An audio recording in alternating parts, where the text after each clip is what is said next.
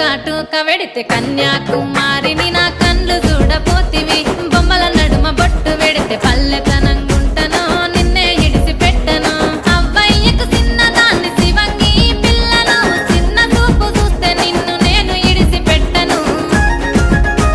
ఓ పిల్లగా అరరే ఓ పిల్లగా అమ్మో ఓ పిల్లగా వెంకటేశు చూడకపోతుంటవో కానకపోతుంటవో నా పిల్లగా వెంకటేశు చూడకపోతుంటవో కానకపోతుంటవో